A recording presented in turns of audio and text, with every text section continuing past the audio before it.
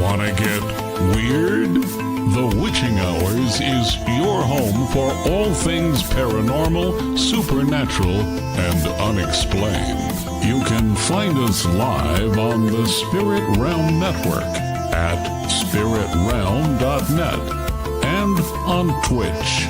Or catch us later wherever you listen to your podcasts. Join us at thewitchinghourspodcast.com for all the weirdness. There you can check out previous shows, upcoming shows, purchase merch, and more. Now, get ready for The Witching Hours.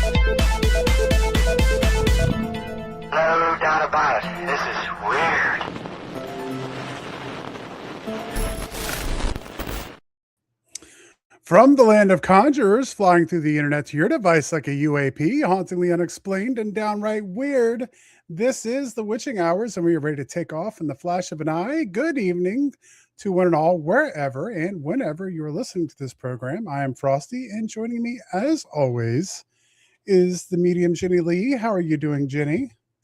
I'm here. We're here. This is about as good as I can get. We've been busy. We had our Yes. first kind of a little bit of, I think we're waiting for some downtime. We are. At this point. I've been waiting for a long time. Yeah. It's been, what is that Titanic meme?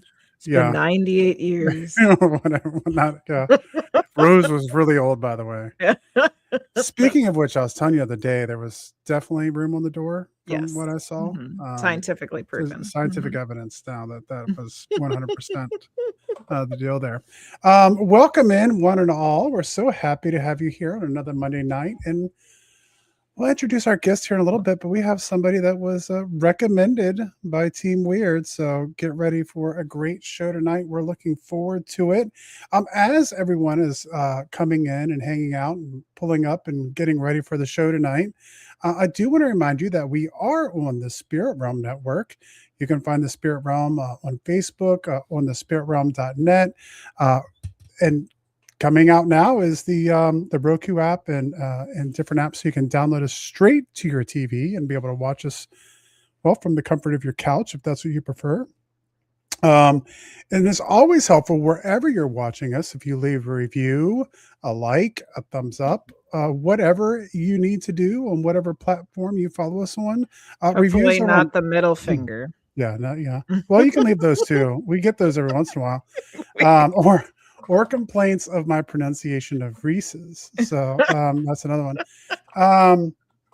You can Apple Podcast, if you listen to us on Apple Podcast, or if you have an account on Apple Podcast, if you go and leave us a review, that is highly appreciated, because it helps other people find the Witching Hours and Team Weird, and just more fun, cool stuff we can do the bigger we grow. We appreciate it, and thank you. All right. Guess what's coming up, man? In 1 month and 2 days, Team Weird Takeover. Team Weird Takeover is coming up faster and faster and faster. Join us this year at the Laurel Baltimore Hotel in Baltimore, Maryland, June 27th and 28th. Be joined by many amazing guests and, of course, Team Weird. You guys. Buy your tickets now for $60 over at thewitchinghourspodcast.com. Click on the merch button. It'll take you to the place where you can purchase your ticket. We're getting very excited. It's the next thing for us now. Yeah. Yeah. We were talking too. I guess we might as well go ahead and announce it. Doesn't hurt anything tonight that we're going to go ahead and put Team Weird Takeover t-shirts. Say that 3 times fast. Tongue twister. We're going to go ahead and make those go live over on the site. We weren't quite sure how we were going to handle merch for that this year, but we've been using Fourth Wall, and it seems to have worked out okay. So our goal has been to go ahead and have a shirt for those who want it. So that way we can, if you want to have one ordered, to be able to have one there, you can have it. Or if you want to order one later after attend, it's there for you to order. So I just made that public over on Fourth Wall. So if you go check out the store, which you can get to through the witchinghourspodcast.com, same place you buy your tickets, you can buy a shirt as well. All different sizes up there for whatever you need. So you can check that out as well. All right, Jenny, you about ready for some weird news? Yep.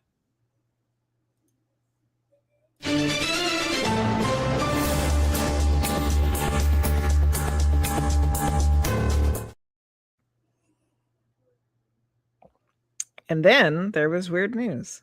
And then there's weird news. If you got a spooky shop, haunted attraction, paranormal book, or strange little business of your own, you can sponsor the Witching Hours. Oh, sorry, Fresty. I was supposed to read ads and sponsorship for the weird news segment. You can find pricing and details at thewitchinghourspodcast.com. Come get weird with us. With us. Sorry. I'm gonna make just for that. I'm gonna make you read the weird news again tonight. Here, I'm gonna share it with you. I was supposed to read that part. You can either get that part, pause, or you can read the weird news, which didn't go so hot last time. No, it didn't. So sorry, we got it. We got to hit our marks there. We're supposed to be professional broadcasters. Last week we were both of us got thrown off, and because of that, now we don't know what we're doing. Like we haven't been doing this for 4 years or whatever.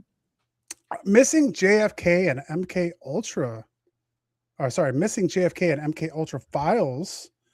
Former CIA officer James Erdman testified in front of the Senate last week, claiming U.S. intelligence files seized 40 boxes of JFK and MK Ultra files that are being processed for declassification. Mm-hmm. House Oversight Committee members Anna Paulina Luna of Florida and Eric Burleson of Missouri are standing by the whistleblower's claims that the CIA took secret files and marched into CIA headquarters in Virginia to demand the return of the files. The meeting took place after lawmakers gave the agency just 24 hours to both preserve and relinquish the troves of data. Burleson tweeted, "We went to deliver a message, and that message is that this is a new era. The president is demanding disclosure, and we wanted assurances that they are understanding of that and on the same page."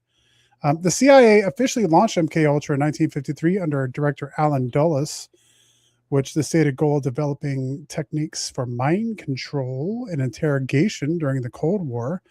Thousands of pages later revealed that the agency experimented with LSD, hypnosis, sensory deprivation, and psychological abuse, often on unsuspecting Americans. The program, conducted from 1953 to 1964, at least they say it ended in 1964, aimed to develop procedures and drugs for interrogations, weakening individuals, and forcing confessions through brainwashing and psychological torture. Total of 144 projects were carried out under MK Ultra during that period, highlighting the vast scale of the CIA's secret experimentation program. Yeah, I mean that's the whole problem with disclosure. It's like they just get out the Sharpie and it'll be like the word "the" and "a" and like. Or they can just get rid of all the documents before they release them and say, "Oh, that's all we've got." Yeah, that's all we got. Besides those 40 boxes that we took, that we took to the shredder. There's been some interesting things that have come out about MK Ultra just recently that I've been kind of having some conversations about. I've watched a little bit on, and I don't know how much we've talked about that, but have you seen the connection that they're drawing to MK Ultra and Charles Manson? I don't think so. Yeah, I won't get into it here. Maybe we can have a guest on to talk about it sometime. But essentially, like we know that, like it's been proven now that when Charles Manson was released from prison for like petty theft or whatever. Mhm. He was in San Francisco and he went to a clinic there to get like medications and stuff. And the person who ran that clinic was a doctor working for MK Ultra for the CIA. Jeez. So yeah, there's lots of interesting connections there with what happened with the family, and was that a product? Was that a product of that? We don't know, but there's definitely some links that are being drawn there now. Wow. Story number 2. This is an interesting one. I'm curious to see what everyone in Team Weird has to say about this. Tarot card readers are turning to AI for guidance. Researchers are noticing a much more modern twist on an old practice. Some pull their cards, then type what they drew into ChatGPT and ask an AI to help make sense of it.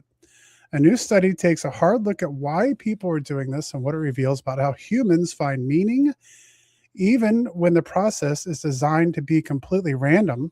The research presented at the 2026 CHI Conference on Human Factors and Computing Systems is one of the first academic studies to examine how people use AI tools to interpret tarot readings. What makes this practice especially curious is that from a scientific standpoint, the cards drawn are not casually connected to the question being asked, even though many practitioners experience the process as a deeply meaningful and spiritual significance.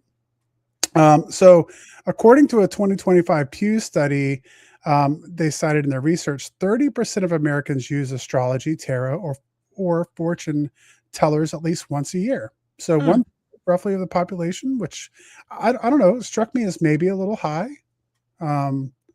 or at least higher than I thought the base would have been at one point in time. Yeah. As AI tools like ChatGPT have become part of everyday life, it was perhaps inevitable that they would find their way into tarot rooms too. Participants were recruited through Reddit, Discord, Instagram, TikTok, and local tarot shops. They had to be at least 18 years old, and everyone interviewed had already incorporated AI into their practice. So the findings reflect how adopters make sense of the tool, not how the broader community felt about using AI, which I think was significant. The most emotionally resonant finding was how many people turn to AI specifically when struggling with self-doubt. Tarot readings can surface uncomfortable feelings or conflicting interpretations, and several participants described a tendency to second guess their own instincts. Yes, right? Yeah, but one participant who has spent decades developing personal divination systems described how AI helped him work through that uncertainty. And so I won't go through the rest of the article.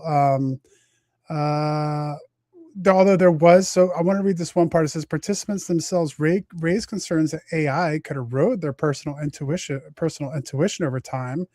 And several also flagged a specific worry that AI is designed to be agreeable, essentially telling people what they want to hear, which I think too many readers already do. 30% of Americans already use some form of divination every year. And this study suggests that chatbots are beginning to enter that space too. All right, let's go ahead and Team Weird. I know there's a bunch of Luce already said a long time ago when you started, then you aren't using your gifts. This is killing intuition, which was something that came up in the article too. Yeah.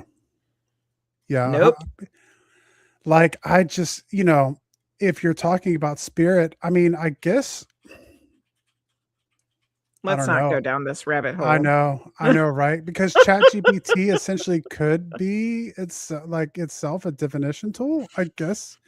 If a spirit I'm just saying, if a spirit board can be, and smoke can be, and tea leaves can be, then I don't know. I mean, it's just a question, right? I don't know. But I would agree that I think it has the chance to dull your intuition, and that when if you're second guessing yourself, then you're not doing the divination the way that you should be. Like that's something that you should be working through. You have to work through it so that you build up your confidence by having validation from the people that you're reading for, not having AI tell you. Cole says, quick, burn some sage and drive out the AI. Yes. So what do you say, Jenny? Horse shit? Of course. Okay. Big giant horse shit. Need a wagon for that one. All right. So there we go. AI and tarot readings. Coming to a No bueno. Story number 3, the Pentagon releases new batch of UFO files. We've been so busy, we haven't been able to go over the first batch of UFO files. But the Pentagon has released another sizable set of UFO files and videos. The document dump that came on Friday follows a veritable treasure trove of materials posted on the government's new dedicated UAP transparency website. The second round of releases consists of 64 files that includes 51 pieces of footage that have been previously requested by members of Congress at the start of the year. Among the anomalies found in the videos were seemingly, most of which seem to be in the last 8 years of various military operations, are UFOs that appear to accelerate instantaneously, a group of unknown objects flying in formation over the Persian Gulf, a cigar-shaped UAP. The collection also includes a handful of USO cases, such as footage of a cluster of submerged objects at an unspecified location. Also included in the dump are a handful of intriguing text material, such as a 116-page file concerning a series of sightings and investigations in Sandia, New Mexico from 1948 to 1950. So lots of stuff still coming out on there, which I haven't been able to go through. I'll just bring up Mike Stratton and say, we still haven't got any of the gun camera footage. Right. CMC said the last set of releases is really exciting, including the actual USAF shoot downs of UAPs. And so CMC, my question here, I saw an article on that the other day that said that there's a video showing the Air Force shooting down a UFO. And just from jump, I'm kind of highly skeptical of I'm just saying, like, if it's something that isn't earthbound, like a Chinese weather balloon. Yeah. Okay. What got blown up. There we go. And CMC is saying now we do have the actual gun camera footage. We do have actual gun camera footage. Yeah. Okay, I need to go through this stuff. But if it was a weather balloon that got blown up, like we're just circling the drain, you guys. Right. The goal, I kind of had the goal of maybe me and Jenny jumping on one night just to hang out and actually going through some of the files. And you guys can jump in and look at it. And next time we have a guest cancel, let's just plan for that. Or I don't know. Or if we can jump on. We'll try to do it soon so we can get through some of this information. I don't know if we'll have anybody cancel anytime soon, but happens sometime. Could be next week. Yeah. Now that I said that. And then the last story for tonight is a cyclist in England claims he encountered a telepathic praying mantis alien. A young man in England claims that he had a terrifying encounter with an extraterrestrial that resembled a giant praying mantis which could communicate with him telepathically. The bizarre incident reportedly occurred this past summer, but only recently came to light when the shaken witness decided to share his story with the media. The unsettling event unfolded one morning last July as he was riding his bicycle from his job. The routine trip took a troubling turn, he recalled, when he first spotted a UFO hovering in the sky. At first, I thought it must be Venus or a satellite, he said, but it seemed to be much closer than either of these things. And after he had taken some pictures of the anomaly, he noticed that it began rotating. Uneasy about what he was witnessing, he wound up in a wooded area where he could no longer see the odd object, thinking that the weirdness was behind him. He soon was disabused of that notion when he turned a corner and spotted what he can only describe as a humanoid praying mantis. Wow. The young man described the curious creature as standing at least 7 feet tall and possessing a triangular head and big oval black eyes. It had all the features of a mantis, but stood on 2 legs and somehow had a human-like shape about it. He said he simply stared into its eyes and felt as if he and the oddity were somehow communicating telepathically. Yep. And he says his fear was replaced with completely alien thoughts of utter hatred and evil. And I projected from this thing, he said, recounting the chilling messages. He says he was able to break free from the mental grip of the creature and escape from the scene unscathed. Unfortunately for the young man, his life has been torn asunder since the encounter with the presumed extraterrestrial, including sleepless nights. He was forced to quit his job after he told his coworkers about it, and they started making fun of him. Poor guy. So There we go. I don't know who has had run-ins. You've had run-ins, right, with the praying mantis people? Yes. Not Hatred? like not like I ran into them in the backyard though. Yeah. It's like telepathic things. No, not at all. No utter hatred and evil? No. I mean, I could imagine if you saw one with your eyes in front of you that you would be terrified, and that might be where that feeling was coming from. Because a praying mantis just by itself is kind of scary looking. Yeah, but then yeah. you make it 7 feet tall and you probably pooped himself. I probably would have. Yeah. Yeah. I don't know. I haven't heard. Yeah, I've heard obviously of the praying mantis. We've talked to a couple of people that have had connections with praying mantis people. I think we're gonna have another guest on not too long from now that has some mantid connections. Okay, so there we go. That was the weird news. Weird. It's definitely weird. Faux show. All right, let's get to it, guys. Viviana the Dragon Mystic is a spiritual mentor, best-selling author, and oracle creator who helps spiritually sensitive souls connect with their dragon guides and strengthen their intuitive self-trust in grounded, practical ways. We'll see if that's AI or not.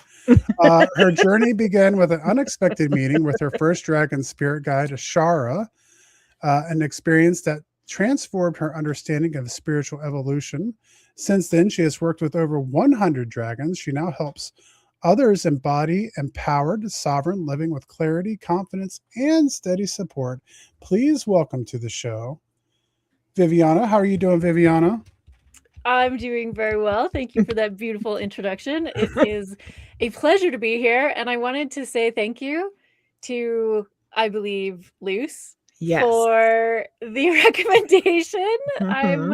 I am humbled and touched that one of your weird team. One of our weirdos found you. Yes. Recommended me. That is so nice. Thank you. Yay. Yeah, weird is a term of endearment around here. Yes. So. Yeah. It is for me too. How's it not? Oh, and Luce, I absolutely love your graphic. Awesome. Beautiful. Yeah. They are our resident dragon person, so I know that they're very excited to have you on tonight.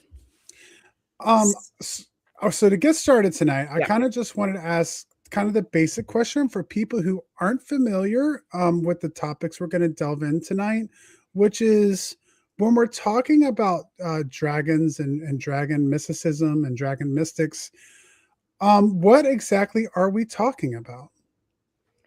Well, what I usually tell people when somebody first asks me, like, who are you talking to? What are dragons? And I'm like, dragons are like angels, but with more teeth. That's what I usually say because people are very familiar with angels as spiritual beings. And from my perspective, dragons are spiritual beings. They're just another type. There are infinite types of spiritual beings, and dragons are just one of them. There are so many different types of dragons too. They're not just from Earth. They are universal, literally. They're everywhere, and they're older than humanity. They're older than Earth. I kind of like to think that they were born with the birth of the universe. And I like to say that in our, right now, in our place in our human evolution is what I like to call the Great Dragon Awakening right now in history, because humanity is at this pivotal point in our collective spiritual evolution. Dragons are reconnecting with humans who are open to the connection. And humans are reaching out and connecting with dragons. So there's this reciprocal reconnection between humans and dragons right now. And I didn't know that this was happening when I first connected with them. I thought, oh my God, dragons are real. And I'm the only person on the planet who are connecting with them. Oh my! Then I realized, no, No, that's not the case. There are people connecting with dragons all over the world. I am not alone. If you are connecting with dragons, you are not alone either. And I've now connected with probably hundreds of people who are also communicate with dragons, who are connected with them, who have many, many dragon spirit guides, and who are learning, like myself, that this dragon connection is reestablishing itself with humanity because dragons really want to help humanity on an individual basis and as a collective basis with our spiritual evolution. Because Lord knows we need it. Yeah. Isn't that like really, wasn't it really great validation to know, like when you did find out that it wasn't just you, to know that there were other people? Yeah. Like I'd already been on my intuitive awakening journey for 13 years. At that point, I had already connected with angel guides. I'd connected with animal spirit guides. I can also do mediumship. It's not really my purpose in life, this incarnation, but I can do it. I can communicate with spirit. And when I connected with my first dragon, I was like in disbelief that they were actually real. Because I grew up on Anne McCaffrey's Dragon Riders of Pern series, and I always wanted to impress a dragon. And I actually made that the dedication in my book when I wrote it. I dedicated this book to my younger self, who was desperate to impress a dragon. It took 30 years, but better late than never. And that's really what it feels like what it felt like the first time. Yeah. And then so I connected with Ashara in August of 2023, and there's a story to that. If you want to hear it, I can share it. Of course. Okay. Okay, so the connecting with Ashara story is, like I mentioned, I'd been on my intuitive awakening journey for 13 years. I was not new to it. And I would, like, at the time, I had created and I was running an online education platform called Metaphysical School. And so what I taught was crystal healing and empath skills and intuitive development. And so, Jenny, you're probably familiar with most of the techniques that I was teaching at the time. But we had a faculty of 40 metaphysical teachers from around the world, and we offered courses, and we had 60 courses, and we had 3 master classes, and it was this big thing. Cool. And so in August of 2023, at the beginning of August, I'm suddenly seeing dragons everywhere. They're showing all over my social media feeds, and I was not in any dragon groups. Remember, I still thought dragons were fiction. Yeah. And so I'm seeing them all over my social feeds. People are emailing me about dragons. I'm seeing dragons in abstract patterns everywhere, in my tile floor, in the sky, in leaf patterns. I'm seeing dragons everywhere. And I don't really sleep that well. And after 3 weeks of this, I see another email in my inbox about dragons. And I actually talked to the person who sent me that email today. Which is weird. Ooh, all the synchronicities. Yeah. I know. So it's like 3 a.m. and I'm going through my emails and my social media feed. And I finally think to ask myself, I wonder if there's a dragon spirit guide who is trying to connect with me. And that was it, like, snap, there they are. Okay. Nothing miraculous happened. Okay. But I did mention that I'm a crystal healer, and I was teaching crystal healing skills and all the crystal energy. And so I felt this intuitive imperative to pick up one of the crystals on my bed headboard. I have many, as you can imagine. If I'm a crystal healer, I have lots. A person has crystals everywhere. Yes, my headboard's full of them. But anyway, I felt this. And I brought it. It's in my pocket. Oh, that's so cool. Okay, so I felt this really strong intuitive nudge to pick up one of my crystals, and this is it. So it's now mounted in a necklace, so I can wear it all the time. And this is a Preseli bluestone, and it's a pretty rare crystal. You can only find them in Preseli Hills in Wales, and it's also called Stonehenge stone because the inner ring of Stonehenge is made out of this crystal. So the big mystery, one of the big mysteries of Stonehenge, is how did they get crystal Preseli bluestone from Wales to Glastonbury? Yeah. Anyway, so this is Stonehenge stone, and it had been on my headboard for 2 years, and I had been wearing my Preseli bluestone bracelet. So I have a Preseli bluestone bracelet as well. I wear it all the time. I've been wearing it for years and years and years. So I was familiar with this crystal. Anyway, so I pick up this Preseli bluestone crystal in my left hand because that's your intuitive receiving hand, right? And that's when the miraculous thing happened. Oh, okay. So out of this crystal came this huge energy, and it came out of the crystal and into my hand.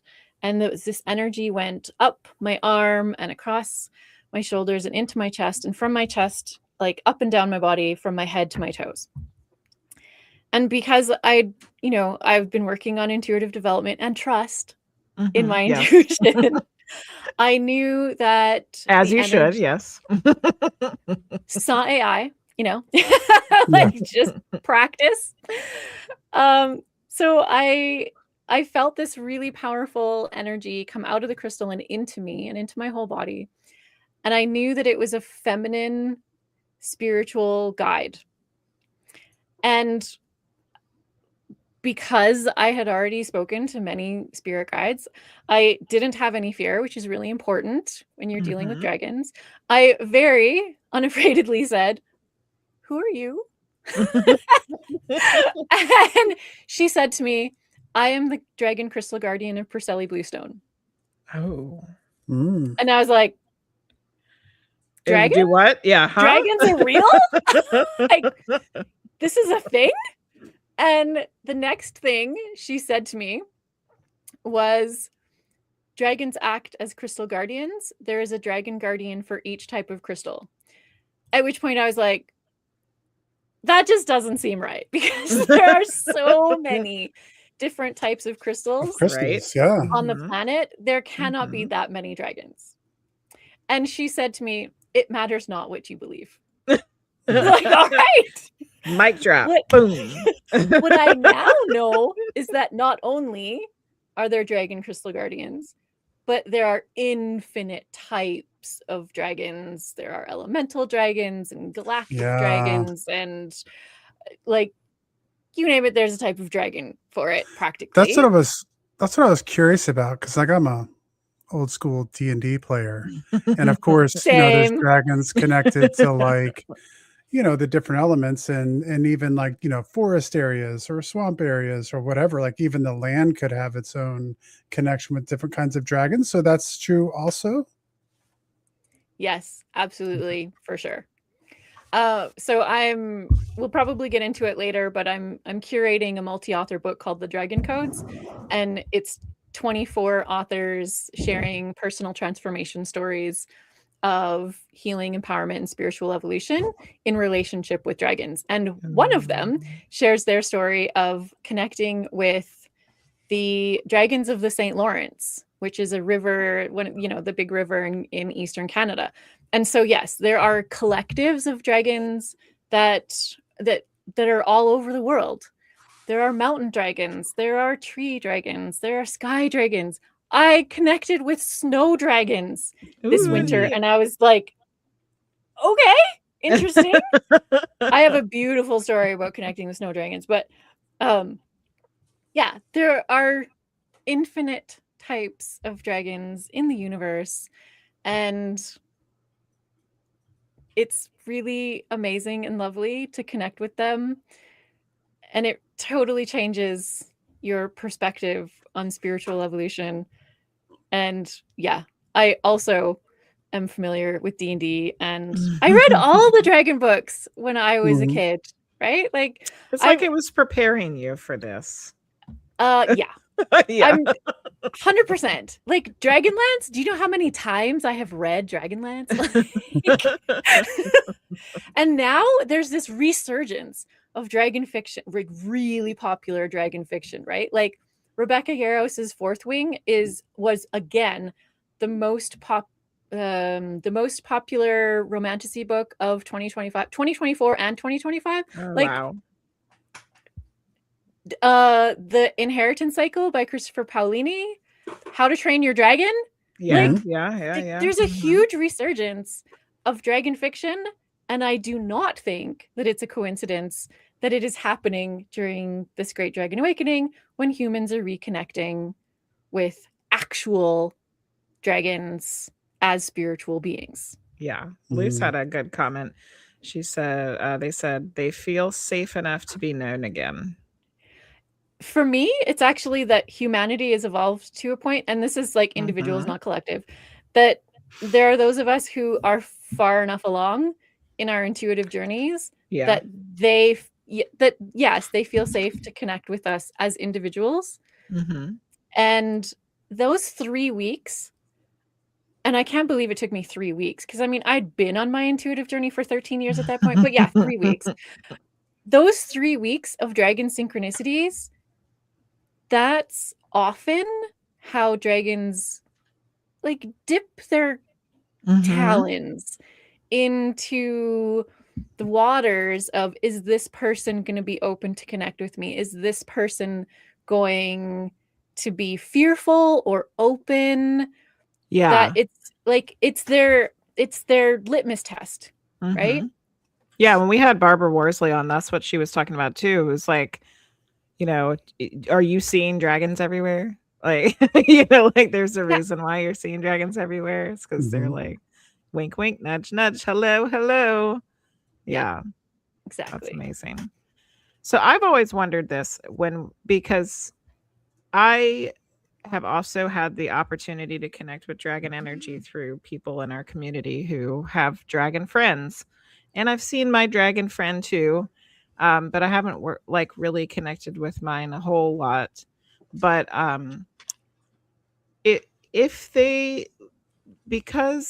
let's back this up. They are a wonderful, beautiful, amazing, supportive, protective energy. Why do you think that in our popular culture, they became a beast that needed to be defeated? Well, one of the first stories of dragons as the villain, as dragons as evil, is the story of St. George slaying the dragon. Right? And so the story of St. George comes from organized religion. Yes. An organized religion has its own agenda, right? Which is the opposite of spiritual sovereignty. They want people to conform. They want people to be easily controlled. They want people to believe wholeheartedly their system of belief, right? They don't want people to think for themselves and evolve themselves, because evolved, independent, sovereign, empowered people are much more difficult to control. Correct. And so there's this organized religion institution that, as one of its foundations, talks about angels as spiritual beings. So there is no doubt in my belief system that this organized religion also knows about other spiritual beings. If they know about angels, they have to know about other ones, right? They just don't talk about other ones. So here's this collective of spiritual beings, and I talk about like basically the dragon realm, right? Let's talk about the dragon realm. There's this type of spiritual being, the dragons, who is all about helping us progress along our spiritual evolution. That would be really antithesis to the organized religion agenda, yeah? Yes, absolutely. So a little St. George dragon slaying propaganda where you have an evil dragon who kidnaps a princess and the brave knight goes and slays it and, you know, yay the knight and yay all the things that go along with that. And the dragon is evil. And suddenly we have all of this anti-dragon propaganda. And I almost spit my tea out when you said but it is anti-dragon propaganda, yes. I was pretty sure that we were going to touch on that subject on this particular podcast. So not everybody has you to must be believe the same psychic or things, something. Not because everybody AI has to didn't believe tell you that. that part. No, it did not.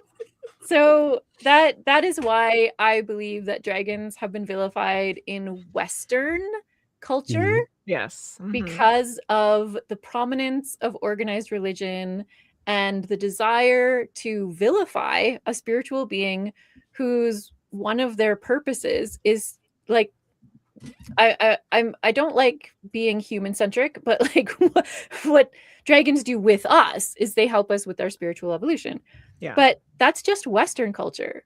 That's Correct. not Eastern culture. Yeah. Eastern dragon culture is they are powerful and benevolent beings who are protective, and so there isn't an organized Eastern religion that vilifies dragons. They practically worship dragons.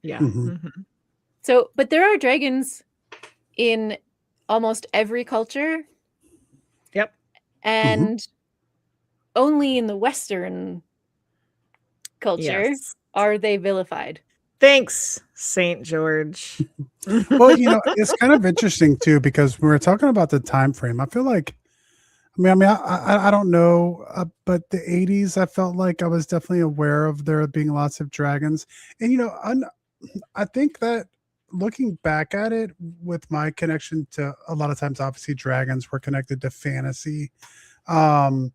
There was an awareness that dragons were good. And I guess the example for that would be my first connection to a dragon, which was none other than the Luck Dragon. And then every next story. Yes. Yeah. So I feel like maybe to a certain extent that kind of changed with that generation, because then we get the Luck Dragon and we get a kind of idea that what we had about Aragon and a bunch of other kind of like pro-dragon propaganda that cropped up in the 80s and 90s. Yeah. The Dragon Riders of Pern, Anne McCaffrey started writing those in the 70s. So I feel like I don't actually know of any pro-dragon propaganda literature pre-Dragon Riders of Pern. I don't know if Anne McCaffrey started the trend, but because if you think about Tolkien, right? Smaug is not an ally. Very friendly. Very intelligent.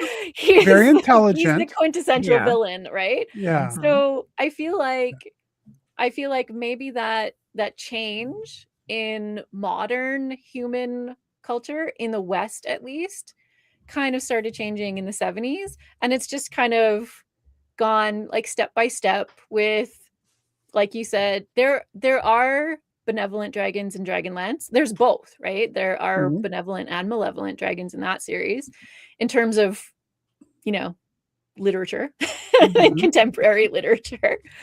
And then there's the Inheritance cycle that came out in the 90s, and I like obsessed. Like I like rabidly consumed that series. And whenever a new book came out, I would reread all the books before that. Oh wow.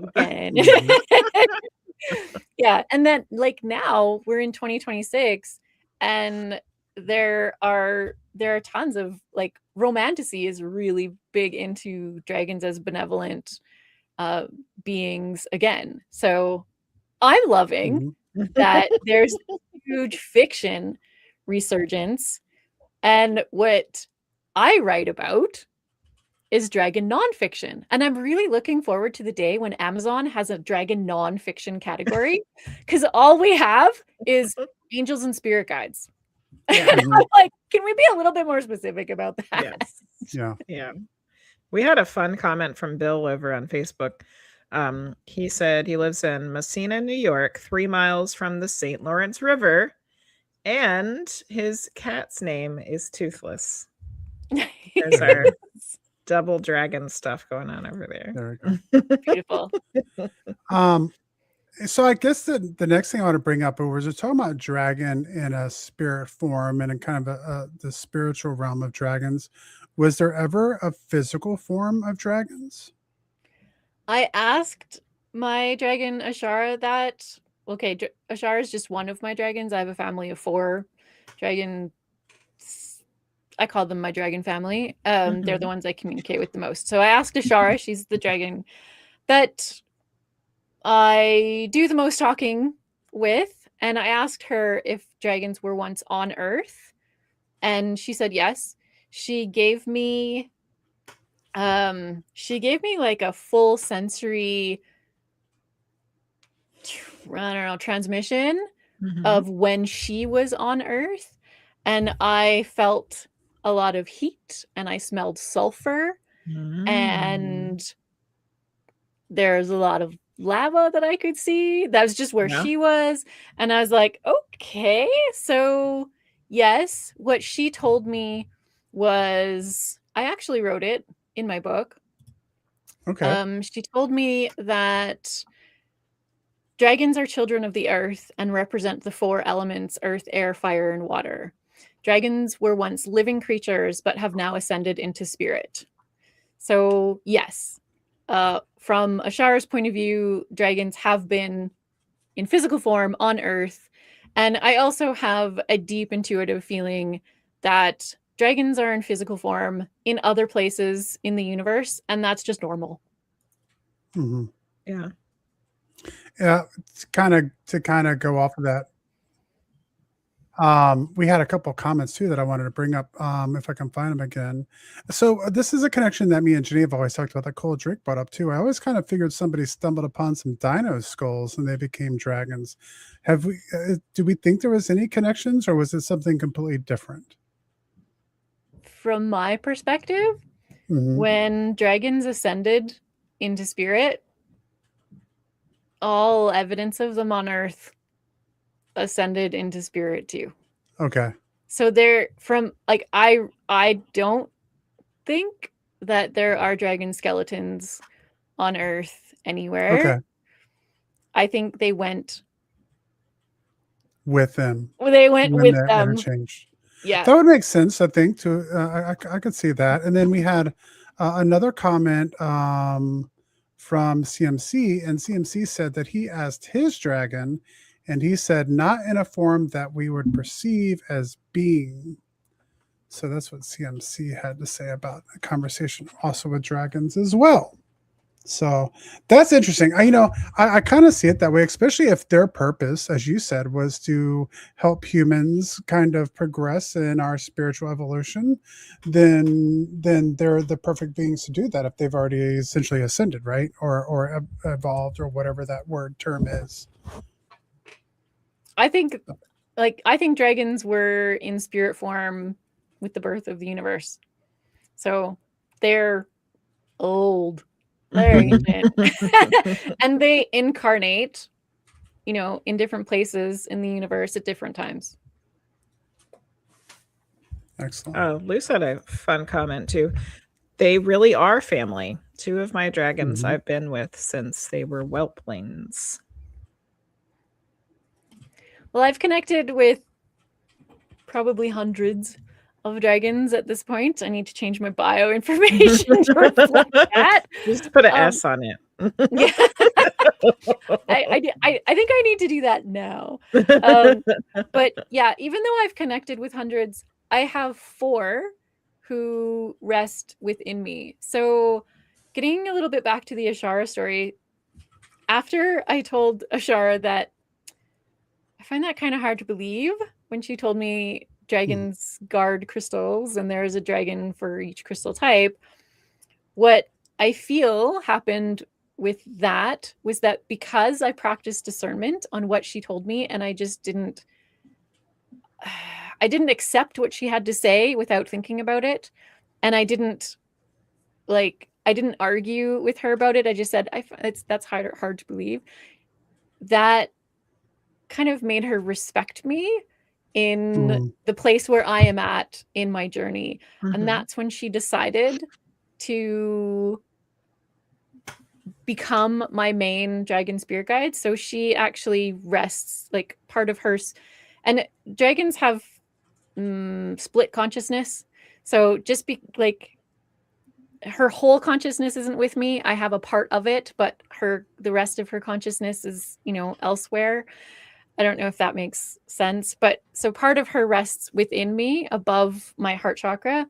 And then I met several more dragons, obviously. But the second dragon to kind of decide to be a part of me and join my dragon family, we were 2 at the time, and then we became 3, was another of the dragon crystal guardians. And her name is Septera, and she's the dragon crystal guardian of Septarian. And I've connected with almost 100 dragon crystal guardians, and Wow.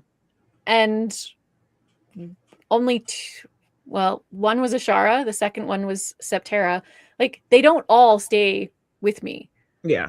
And then there was a third dragon who connected with me, and she wasn't a dragon crystal guardian at all. She was a younger dragon, and she came to me somewhat broken. She was injured, I guess. She was wounded, and she found me kind of through this connection that I had with Ashara and Septera, and her name is Stella, meaning star. Anyway, so she decided that she wanted to join my dragon family, so she's in here with me. And she actually she chose to become a dragon crystal guardian. I told her that that her energy was very similar to like clear quartz with rubellite. I don't know if you know, rubellite is pink tourmaline. So so Stella has this very similar energy to that crystal, and she was like, "Oh, could I be that dragon crystal guardian?" And I was like, "Sure, go find yourself a deposit somewhere on Earth and decide that you are going to be the dragon crystal guardian for that deposit, and there you go." And that's what she decided to do, and she's still with me. And then I have a baby dragon. Her name's Halcyon, and she's blue and purple, and she's very darling. And so that's my dragon family. And Halcyon is kind of with me to meet other dragons, because I'm kind of a hub for dragon connections. You're talking to a lot of them. Yeah. And so some dragons connect with me because I have other dragons with me, and some of them have connected with me just to meet Halcyon. And so it's pretty interesting. But yeah, I have 4 dragons as part of my dragon family, but I've connected with hundreds of different dragons, and those are just ones that decided to stay for whatever reason, and my heart and my soul are open to them. And so I'm at 4 at the moment. Who knows where that's going to go in the future? Well, yeah, the woo-woo world is always a changing. Luce has a question. Would you equate dragons with elementals? Nope. I know some people do, but I do not. Dragons, okay, here's how I answer that question. So after connecting with about 40 different dragon crystal guardians, I connect with lots of different kinds of dragons, but those are the main ones at this point. So after I connected with about 40 dragon crystal guardians, I started noticing a pattern to their energy, and that they each have a very individual energy, but at a higher level, they also have different categories of energies, and I called those dragon energy archetypes. And there are 8 dragon energy archetypes in my belief system, and 4 of them represent the elements, and 4 of them represent purpose. So do dragons equate to elementals? No, but dragons, at least the dragons that I've connected with, they have very, very similar energy frequencies to earth, air, fire, water. And so when you connect with them, if you connect with one who's just fire energy, you're going to be like, that's a fire elemental. But no, they could have lots of other energies to them as well. And so the Dragon Crystal Guardians that I've connected with have they have within their signature anywhere between 1 and 6 of the dragon energy archetypes, if that makes sense. So no, I don't think of dragons as the same as elementals, but if you meet a fire dragon, you're like, that's a fire dragon, and you like know it. If you're familiar with the feeling of fire energy, you're gonna feel that. And so I can absolutely understand how if the only experience you have with dragons is, oh my gosh, that's a fire dragon, then you might think that, yeah, dragons definitely feel like elemental beings, but for me, they don't. It's bigger than that. So I imagine the first time, well, I guess when you met Ashara, were you able to picture them through your mind's eye? Is that how you got a visual image? Yeah. So I connect is through clairvoyance. So I see them. I see the image of them. Clairaudience, so I can hear them talking to me in my head. Claircognizance, I can feel them. So I feel sometimes they give me different like body tingles and heat over here and cold over there, like claircognizance, a feeling of intuitive energy. And that's Claire. I'm confusing my Claire's. I always do that too. Thank you. I always end up getting one of them messed up. Oh yeah, okay. It's and then been a really long day claircognizance for me. is like you just know it. You just know it, and you just know it, yeah. And also the feeling is clairsentience, and claircognizance is just knowing. And so I connect with dragons with my 4 major clairs, and so yeah, I can see them and hear them and feel them. And so a question I have about that is, the first time, like, was it obvious that it looked like a dragon the way that most people would envision a dragon, or was there something that had to be figured out there first? Ashara, for me, she definitely looks like a typical Western dragon. She is mostly green and cream with flecks of gold and black. And she has 2 wings and 4 limbs, but not all dragons look like that. There are Eastern dragons who don't have wings. There are wyvern-type dragons with like 2 legs and 2 wings. And dragons come in all shapes and sizes. And I think that's why in human culture, we have so many different representations of dragons. For example, I learned recently, because of a dragon pendulum that I recently acquired, that in Hawaiian culture, there is a shape-shifting water dragon called Mo'o. And if I pronounced that wrong, I'm sorry. I'm doing the best I can. It sounded right to me. Yeah. Thank you. It's MO''O. Okay. Anyway, and that dragon doesn't have wings, and they protect water sources. And they come in male and female, mostly female, according to Hawaiian tradition. So yeah, and those dragons, Mo'os, don't fly. They're like earth and water dragons. Whereas Eastern dragons, they don't have wings, but they do fly, definitely. Yes. So yeah, I love that. Like, because I've only seen a few, but all the things that you're saying validate what I've experienced, which makes me feel like, yes, I actually am seeing them, like having that realization, like, okay, yeah, it wasn't just me. Not just you. Yeah. No. We have a couple more questions. CMC would like to know, what is the difference between water and lake in that paradigm? What paradigm are you talking about? I think that like when you're talking about the elements, is there like a difference between just water and lake? Like, is there a, I don't know, CMC. You got a clarification there, buddy. I need a little bit more information than that. Because lakes are water. Water, yeah. Okay, well, while he's getting back to us about it, Luce has a question. Have you ever looked into a possibility of a dragon past life? Yes, and yes. I do have remembrance of being a dragon in a past life. I was black. I was a black dragon, and like a black Western dragon. And I did not live very long because we were hunted. And I died in my like relative teen years for a dragon. And so what I remember of my past life as a dragon is pretty traumatic. Dang. So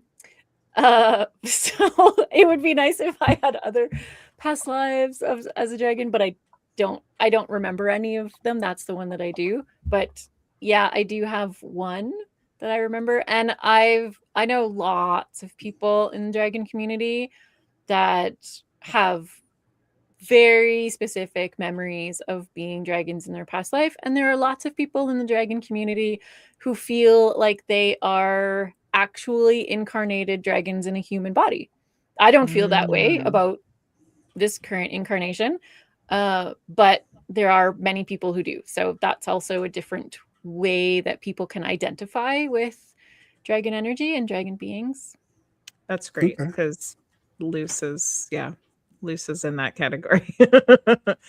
Frosty, it is the top of the hour. Would you like to reset us, please? It is the top of the hour. So if you've joined us since the beginning of the show, welcome in. We're glad to have you. We are the Witching Hours, your home for the paranormal, supernatural, and unexplained. And joining us tonight is our guest, Viviana, the Dragon Mystic. So we're talking all things dragons tonight. If you have a question or a comment that you would like to put through to Viviana, you can put it in chat no matter where you're watching us. We're live on Twitch and YouTube and Facebook and the Spirit Realm Network.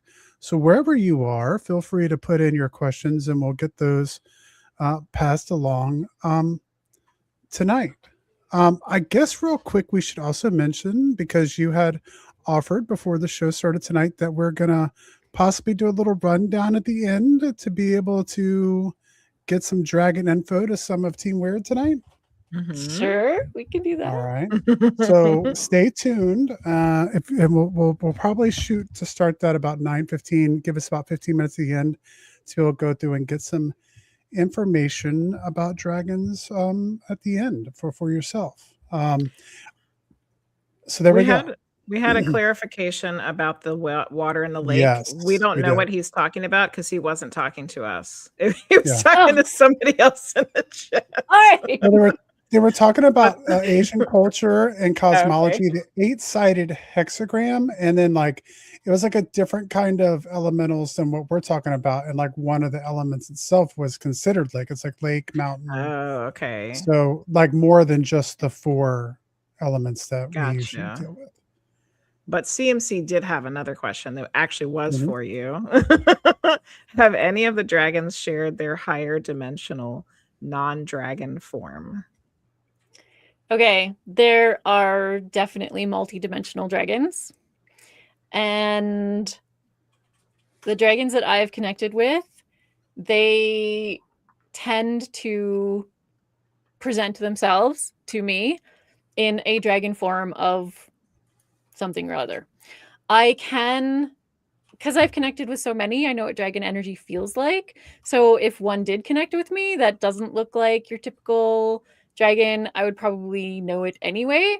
But in terms of like multi-dimensional dragons, they don't actually need to look like dragons. Like as humans, we have very specific preconceived notions of what dragons should look like, and it just makes it easier for them to present themselves as that, so that they are easily identified as dragons.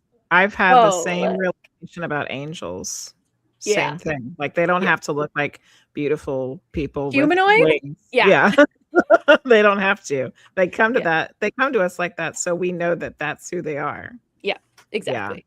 Yeah, dragons do the same thing. Yeah. We had a question over on YouTube. We kind of talked about this already, but I just wanted to make sure that we let you know we saw your question. Why do you think dragons existed? Don't have fossil evidence. We don't have fossil evidence of dragons. And we had kind of talked about that earlier in the show about Viviana was talking about how she feels like they all of them, including their whatever evidence might have gone with them over to the spirit realm. I was thinking too that like maybe not the network, but just the spirit realm. Yeah. Not the spirit realm network. Yes, over to the Jim doesn't realm. have any bones, so don't be writing him don't about ask, dragon bones. Nobody get into the group chat and ask Bill about the daggone dragon bones. Bill, you got any dragon bones over there? I was thinking too that like when you were talking about how you saw them on Earth when it was a time of molten lava and all of this. Oh, that's like, just Ashara. Yeah, that's just Ashara. Like other dragons have been here in other times on, in Gaia's timeline. Okay, I don't think they left us all that long ago. Okay, I was thinking, what if they were here so long ago that's like there's no way that we would even have any evidence of them left. But you're saying they're through the ages. I think there are dragons who interacted with humans in a physical form. So they haven't been gone all that long. Yeah. Mm-hmm.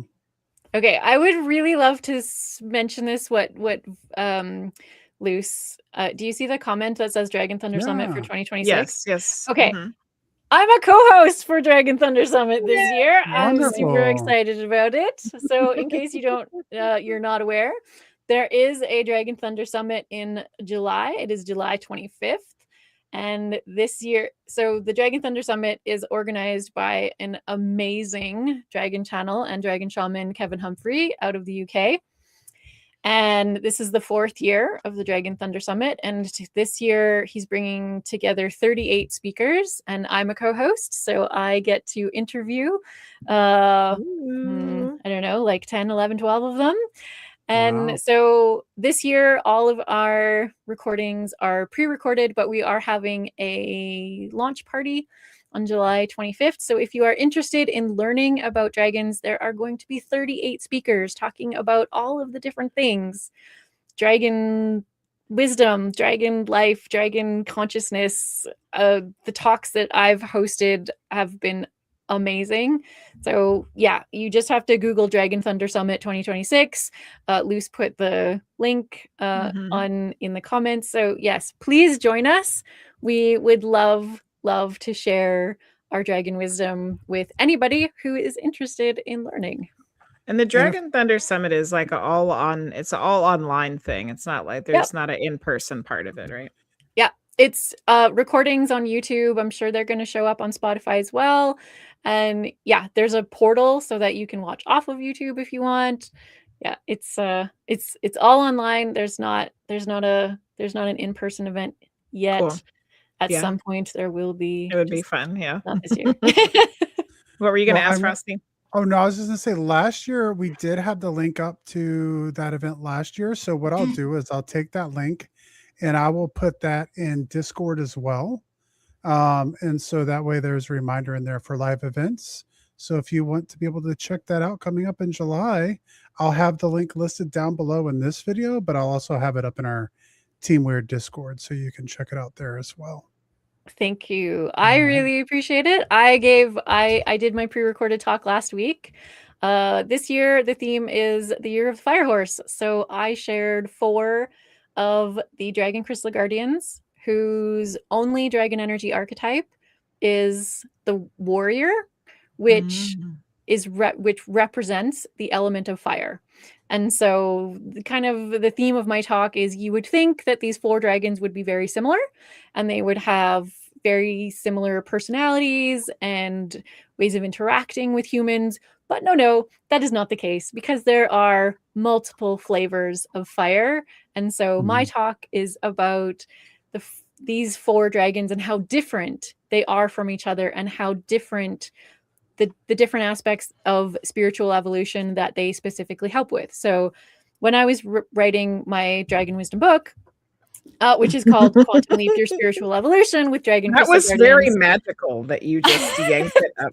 It's like right you pulled it out of the air. What came out of writing that book was there are 108 aspects of spiritual evolution that the dragons can support us with. And they range anywhere from confidence to personal empowerment, peace, calm, presence. There's tons of them.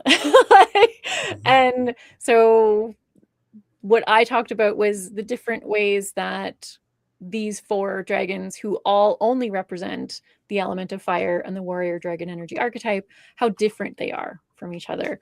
And it's another way of me sharing that every dragon is different. Every dragon has a different, unique personality and energy. And just because I've connected with some doesn't mean that you can't connect with those as well. But your dragons might be completely different from my dragons, and that's okay. Yeah. There's enough dragons for everybody, man. Yeah, I was about to say there's a lot. Yes. Well, do you have a name for the dragon? I'm sorry if I missed this, Jenny, but I know you've connected.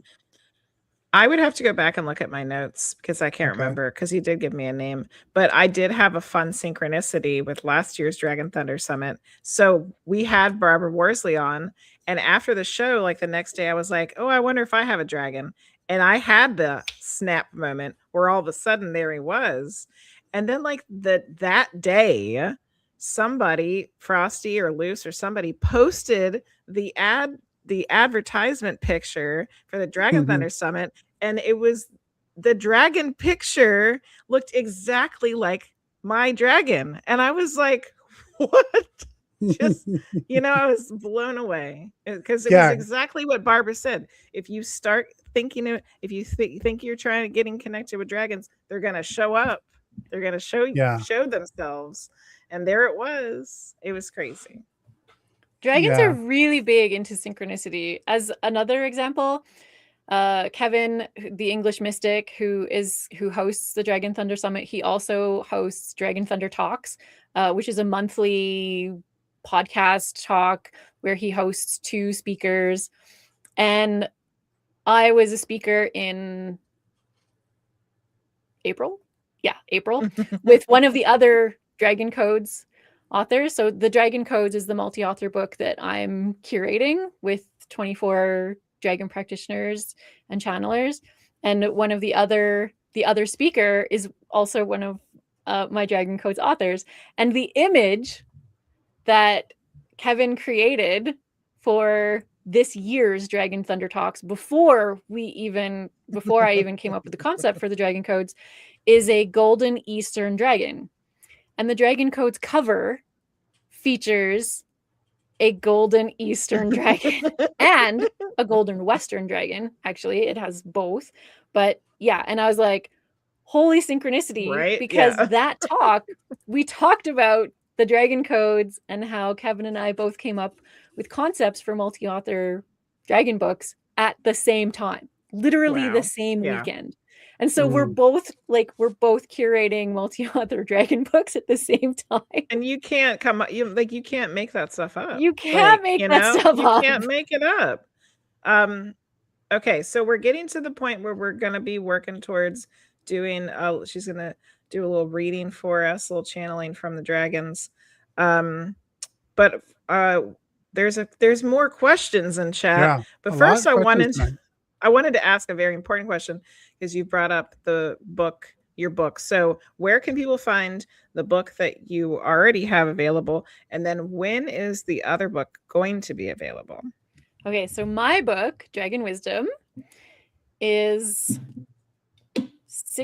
64 dragon chapters, and each one represents their own dragon crystal guardian. And it is available at Amazon and most major retailers. So to find links for it, you can go to my website, thedragonmystic.com/dragonwisdom, title of the book. And that webpage has links to Amazon and Barnes & Noble and Waterstones and a bunch of other places where you can get it. But you can also just go to your local bookstore and find it by searching for Dragon Wisdom. And you'll probably have to put my name, Viviana, and it'll come up. But it's available everywhere. If it's not available in store, which would be rare, it's available to order from local bookstores. Cool. And then when is the other book going to be available? Do you have kind of a rough timeline? I do. Cool. So the Dragon Codes book I am planning the ebook launch for September 8th and the print book launch for October 8th. And because I'm doing all of the things, I'm giving myself a month to do the formatting because ebook formatting and print book formatting are completely very different things. And I just need some time. So yeah, September 8th and October 8th, because 8 is the quintessential dragon number. And it doesn't hurt to have it out there before everyone starts their holiday shopping. Right. Oh, for sure. Always a good thing. Okay, let's see if we can answer these last two questions super fast, and then we'll do our channeling message.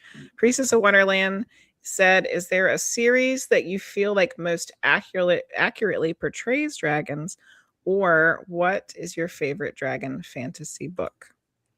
Okay. None of the current fiction books really really portray dragons as spiritual beings, but I'm actually going to do a blog or podcast series about the differences between my experience with actual dragons as spiritual beings and the dragons in fiction. My favorite fantasy books with dragons in them are the ones where dragons are benevolent beings who support us and you don't say have like telepathic communication between people and the dragon. So my favorites are Dragon Riders of Pern, Inheritance Cycle, and yes, I really do love Fourth Wing, like the Empyrean series. Nice. How to Train Your Dragons is okay, but those dragons are, please don't hate me, they're more like really, really intelligent dogs or horses. Yes, and they are not so like they don't communicate. So I love it. I actually just watched the How to Train Your Dragon live action like this weekend. No joke. So I watch a lot of dragon shows, and just because I can. So yeah, none of the above, but I do like any of the ones where they are not the villain. Right. Yes. Okay, so actually I think that was the last question, because the other question was Cole and CMC are just having a big old conversation with each other, and they were talking to each other again. So before the show, we were talking about you are willing to do a little bit of channeling, a little bit of a message from one of the dragons. And you mentioned that you usually do this by picking a number between 1 and 64. Is that correct? Yeah. So this isn't going to be a channeled message. This is like presently channeled. This is going to be a past channeled message. A past channeled message. Gotcha. The Dragon Crystal Guardians all have a message to share with humanity.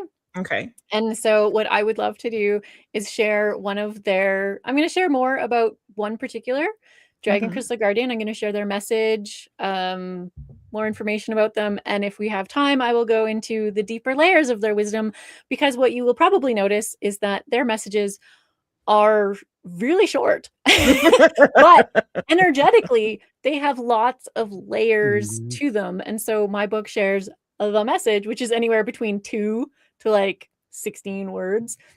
Yeah. And then I have like multiple paragraphs about the deeper layers of that message. So okay. So but it's 1 through 64, correct? Yes. Okay. So people in the chat, put in a number between 1 and 64. You're only allowed to give me one number per person. All right. Oh. Don't be cheating here. And I'm going to put them in our wheel of weirdos, and then we'll see which one gets the message. So far, we have 58 from CMC, 16 from Luce. Get them in here quick, because we want to make sure we have enough time for the message. So I'm not going to take too long on this. So get them in there, you guys. Get your numbers in. It would be really helpful if you have an intention for an intention. So think about that. Whoever wins, you got to have an intention too. So be thinking. Get your thinking hats on. And I'm going to share my screen so we can see our wheel of weirdos. You can put in a 13 for me, Janae. Okay. All right. Here we go. Okay, I got 58, 16, 22, 32. You said 13. 22 is a good number. Ooh, there's a bunch for 22. Bunch of people wanted 22. Yeah. You guys know that's my number too. All right. Anybody else? Last call for numbers. Snippety snap. 8. Yes, because that was the dragon number 8. I think that's a good idea, Luce.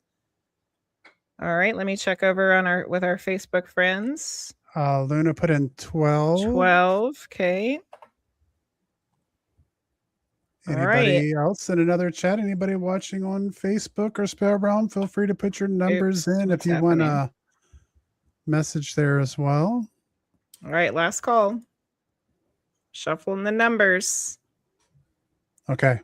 Okay, I'm spinning. Let's see what number we're going to get for our dragon message. 22, which there was a bunch of us that wanted 22. Yay. I knew it. I knew it was going to be 22. Okay. Woo! Okay. So, oh, wow. Okay. So 22. That dragon is Selene. She is the dragon crystal guardian of Celestite. And she is a female dragon. Her origin is Madagascar. Her relative age is mature. And her appearance is that she transitions from pale to light blue with darker blue at the tips of her body. She is a typical Western looking dragon with 2 wings, 4 limbs. Okay. Her dragon energy archetypes are heart, which represents all things having to do with love, flowing, which represents the element of water, and wise, intuitive. So for me, wise, there are 2 flavors of wise. There's the female aspect of wisdom, which is intuitive, and the male aspect of wisdom, which is intellectual. So Selene is heart, flowing, and wise, intuitive. And her message, I don't know what your intentions were for all of the people who selected you, but it's love all beings with a capital B. And her message resonates deeply with her identity as a heart-centered dragon, embodying her quintessential essence. The intentional capitalization of beings extends her call for love beyond the physical realm, encompassing all forms of existence. I love that this is the dragon for this call, both physical and spiritual. This universal love is not merely an emotion, but a profound force that catalyzes personal and spiritual growth across all dimensions. Selene teaches that this expansive love is vital for the development and evolution of all beings, helping to dissolve barriers and foster a greater understanding between different forms of consciousness. Also, really great message for this show. Her guidance encourages us to embrace love as a transformative power that can enlighten and elevate, promoting harmony and connection within the vast tapestry of the universe. Through her message, Selene invites everyone to participate in a broader, more inclusive practice of love that enriches both individual lives and the collective spiritual landscape. So remember how I started this conversation with dragons are like angels, but with more teeth? Mm-hmm. Selene is the most angelic frequencied of all of the dragons that I have connected with so far. So I love that we came full circle with this conversation and we did our reading with Selene, the dragon crystal guardian of Celestite. We love. Mr. Bill had put 22 up. I saw Bill had also put 22. So that was like 5 of us that wanted 22. That was perfect. You know, I'm not going to go into too much of it because first of all, it was a private reading. Second of all, we don't have much time and it's not about me. But there's another weird synchronicity with all of this 22 and Selene and the love. I did a reading today for someone and there was some odd, strange beings that came from beyond into the universe that came forward to give a message. And their whole presence was just love. So the fact that like all of this is like the message that like her short message is love all beings. And there's like these weird beings that showed up and they just happen to just be love. It's not a coincidence. Beautiful. Dragon synchronicity right there. Yay. Thank you, dragons. Thank you. Wow. Well, we still have 5 minutes left. I'm glad that we had plenty of time to get all of that message in. Yeah. I have kind of a side question here, just because I'm someone who also channels things, and I really like to hear how other people experience that. So when you're channeling information from dragons or anything else for that matter, what is that process for you? And like, do you have any physical sensations, and kind of just overall, like, what's your experience when you're channeling? It's kind of like with a question that Frosty asked, which was, do you see them? I see them, hear them, feel them, and know things. Mm-hmm. So those are my primary clairs. So that's how I do like all of my channeling, whether it's a dragon or an angel or an animal or a tree or do you feel like you're, because to me channeling, all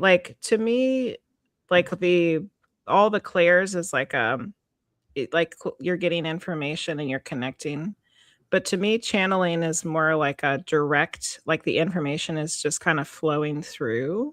So like, do you ever feel like when you're getting into the flow of a reading or that connection of getting information, that it's like almost like it's coming so fast that it's just flowing? Does that happen to you too? Well, for me, my definition of intuition is that it is being open to energetic information and the skill of interpreting that energy into an understandable message.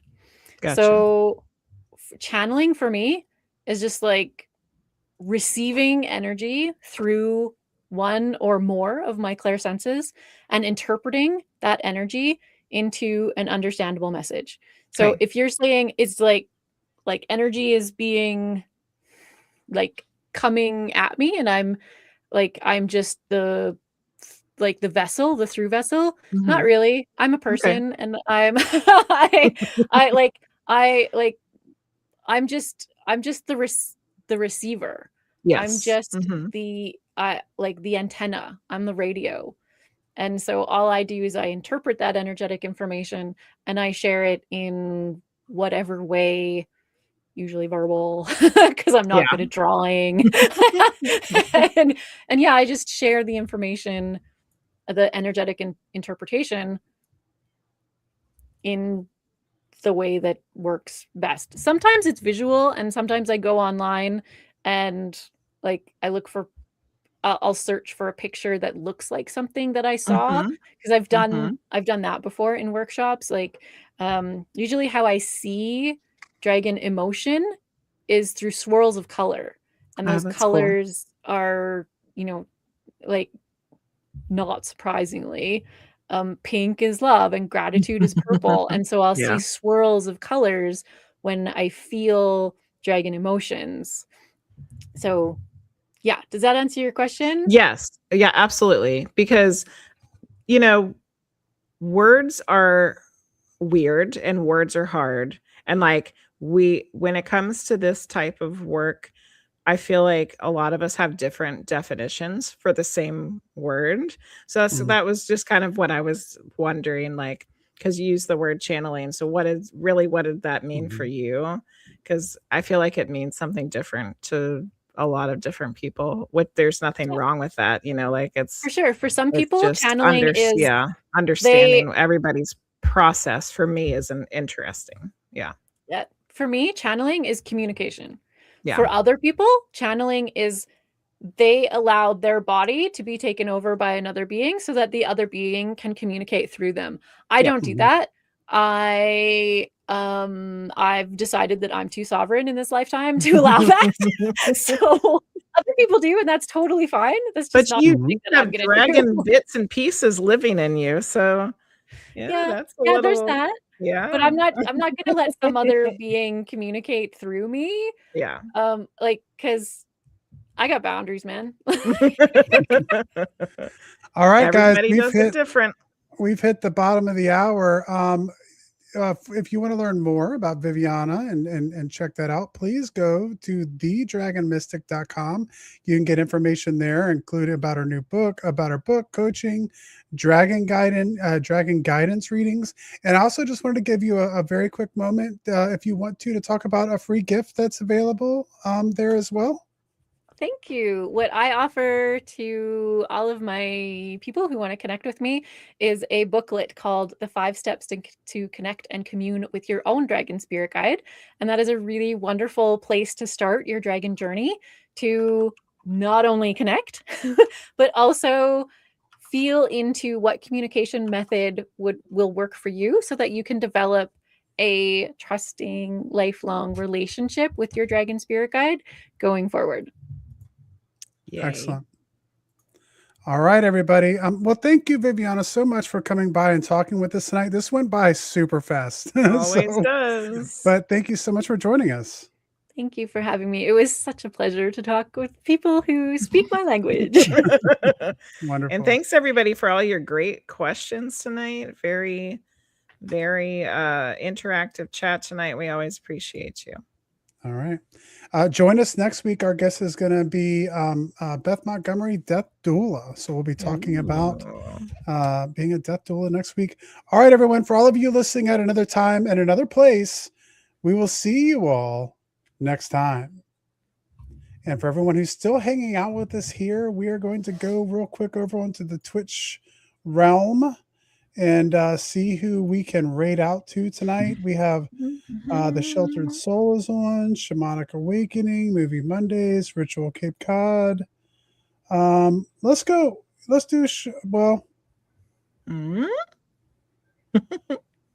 let's do The Sheltered Soul. We'll do The Sheltered Soul tonight. Okay, yeah. They're doing tarot. That seems appropriate. Thanks, everybody. I think Luce had a resub at the beginning of the stream. I think yes, we did. Months, so thank you, Luce. Yeah, thank you for the resub, Luce, for 3 months, for subscribe for 10 months, and also to Norris, who reached a 30 stream streak. So thank you so much for all of y'all's contributions and time spent in chat. We will see you all next time. Bye, everybody.